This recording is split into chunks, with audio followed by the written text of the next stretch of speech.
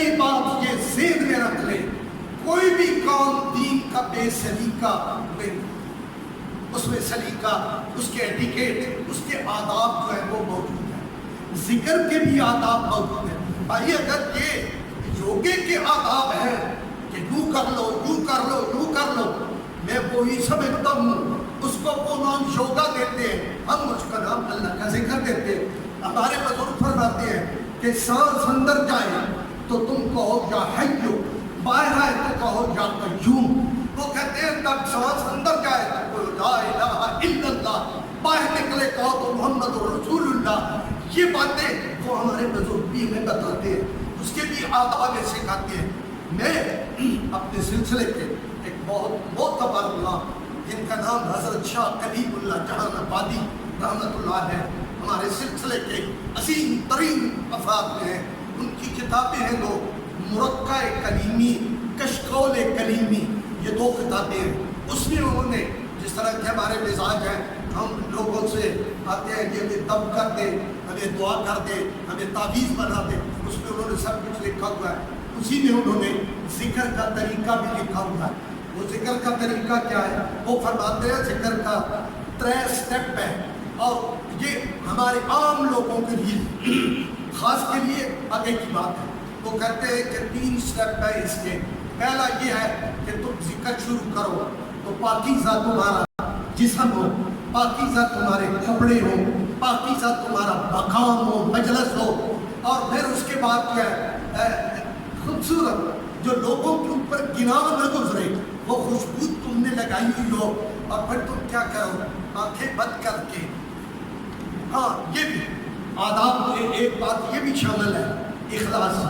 اخلاص کا مطلب ہے لوگوں کو دکھانے کے لیے نہیں کہ بھائی جی میں بڑی جلیاں مارتا ہوں، میں بڑا ذاکر ہوں، نہیں، اس لیے اللہ راضی، اللہ راضی، اللہ راضی، اس لیے وہ فرماتے ہیں۔ تو انہوں نے آپ فرمایا کہ کیا کرو، آپ وضو ہو جاؤ، کپڑے پاک ہو، جگہ پاک ہو، نیت پاک ہو، اللہ کی رضا کی نیت ہو، پھر اپنے شیخ سے تمہیں اجازت کہ میں ذکر کر لوں گا، میں کرنے کا طریقہ یہ مجھے پتا ہے، میں یوں کر لوں، نہیں۔ ہمارے بزرگ کہتے ہیں، اس کے آداب یہ کہتے ہیں کہ تم اب وظیفہ، یہ جو وظائف دلائل الخیرات ہے حضور کے امت کے، اس کے سارے بیان کرنے کے بعد آخر میں آپ نے اجازت دی ہوئی ہے۔